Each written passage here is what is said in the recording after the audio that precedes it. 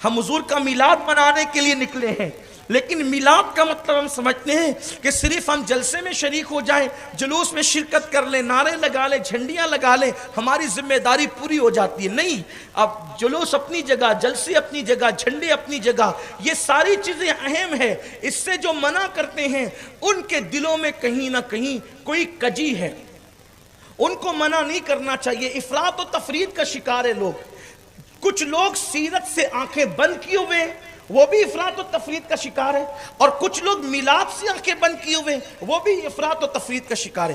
ایک طبقے نے سیرت کو لے لیا اور ایک طبقے نے میلاد کو لے لیا، اور وہ میلاد ہی لے کر چل رہا ہے، وہ سیرت ہی لے کے چل رہا ہے، دونوں افراط و تفریط کا شکار ہے۔ لیکن ہم اہل سنت و جماعت کا وتیرہ اور طریقہ یہ ہے، ہم جہاں نبی کا میلاد بیان کرتے ہیں وہی نبی کی سیرت بھی بیان کرتے ہیں، اور ایک خاص بات ہمارے یہاں یہ ہے کہ ہم سیرت النبی بیان کرتے ہیں، سیرت انسان بیان نہیں کرتے، اس لیے کہ سیرت انسان کیا ہے؟ نمک چکھنا۔ اگر آپ کہیں کہ ہمارے نبی کی شان یہ کہ وہ کھانے سے پہلے نمک چکھتے تھے، تو کوئی للو پپو چپوٹ کر کے کہے گا کہ یہ کیا خاص بات ہے، میں بھی تو نمک چکھ سکتا ہوں کھانے سے پہلے۔ لیکن ہم جو یہ بتاتے ہیں کہ رسول اللہ کھانے سے پہلے نمک چکھتے تھے، تو ہم یہ بھی بتاتے ہیں کہ وہ اشارہ کر کے چاند کے ٹکڑے کر دیتے تھے تاکہ وہاں تک کسی کی رسائی نہیں ہو سکے۔ میرے پیارے آقا صلی اللہ علیہ وسلم کے پیارے دیوانوں، تو یہ جو بات ہوتی ہے، ہر سال ہمارے شہر میں اتنے اچھے لوگ رہتے ہیں، اتنے شریف لوگ رہتے ہیں، اتنے پارسا لوگ رہتے ہیں، گنبد و مینار کے سائے میں لوگ رہتے ہیں۔ ہمارے شہر کے لوگ بڑے محبتی ہے، پیار والے لوگ ہیں، لیکن ایک طبقہ چند 4-6 لوگ ایسے ہیں جو ہر سال جن کا کام ہے کہ وہ واٹس ایپ پر بیٹھ کر کے کچھ نہ کچھ گندگی ڈال دیتے ہیں، جس سے سب کا ذہن منتشر ہوتا ہے۔ گندگی کیا ہے؟ ہر سال بس وہی اعتراضات، جھنڈے نہیں لگائیں، کمکمے نہیں لگائیں، یہ نہیں کریں، وہ نہیں کریں۔ پھر دوسری طرف سے مجبوراً جواب آتا ہے، تو اس میں ہوتا ہے مسلمانوں میں آپس میں اختلاف۔ حالانکہ اس وقت ہم اختلاف کی پوزیشن میں نہیں ہیں، ہندوستان کے حالات یا دنیا کے حالات ہمیں اختلاف کرنے کی اجازت نہیں دیتے۔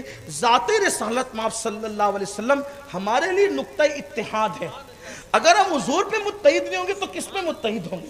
تو اب بات اتنی ہے کہ اگر کسی عزیز کو اس پر اعتراض ہے کہ نبی کے نام کا جھنڈا نہیں لگنا چاہیے، تو آپ سے میں پوچھنا چاہتا ہوں کہ الیکشن کے موقع پہ جو جھنڈے لگتے ہیں، آپ نے اس پہ تو لوگوں کو منع نہیں کیا، آپ نے اس سے تو لوگوں کو منع نہیں کیا۔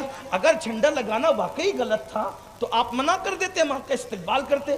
لیکن آپ جو ہے ایرے گہرے نتو خیرے پتہ نہیں کیسے کیسے لوگوں کے نام کے جھنڈے سے آپ منع نہیں کرتے، لیکن معراج والے رسول کے نام کے جھنڈے سے آپ منع کرتے ہیں۔ تو اس سے قوم میں اختلاف پیدا ہوتا ہے۔ یہ سب مت کرو، مت کرو۔ جب آپ اتنے سارے جھنڈے برداشت کر لیتے ہیں تو ایک جھنڈا یہ بھی تو برداشت کر لیں۔ اور پھر بات اتنی ہے، آپ کو کہتا کون ہے کہ آپ لگائیں؟ یہاں سے تو بس اتنا ہوتا ہے کہ بھئی جس کو لیڈر سے پیار ہے وہ لیڈر کے جھنڈے لگائیں، اور جس کو آمینہ کے لال سے پیار ہے وہ آمینہ کے لال کا جھنڈا۔ آپ کو کہنا کس نے؟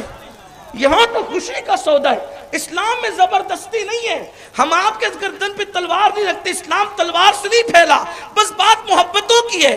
بات اتنی ہے کہ اگر آپ کو پیار ہے تو آپ لگائیں، نہیں پیار ہے تو آپ کو کہتا کون ہے؟ آپ نے لگانا ہی نہیں ہے۔ بھئی ہزاروں لوگ نماز نہیں پڑھتے، کون ان کو قتل کر دیتا ہے؟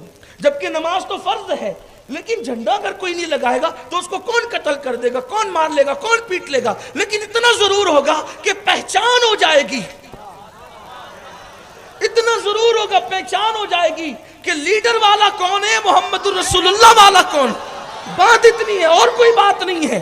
کوئی اختلاف مت کرو، کوئی جھگڑا مت کرو۔ محبت کے سودے ایسے ہی ہوا کرتے ہیں، محبت کے سودے ایسے ہوا کرتے ہیں۔ ارے میرے عزیز، محبت والوں کی تو شان یہ ہے کہ وہ تو کہتے ہیں یہ تو خیر ہے کہ صرف جھنڈے لگانا ہے، اگر اللہ اجازت دیتا تو ہم اپنے محبوب کے نام پہ اپنے دل بھی لٹکا دیتے، اور پھر کہتے حق تو یہ ہے کہ حق ادا نہ ہوا۔ یہ تو صرف جھنڈوں کی بات ہے، یہ بات محبت کی ہے۔ دیکھو محبت والوں کی طبیعت کیا ہے۔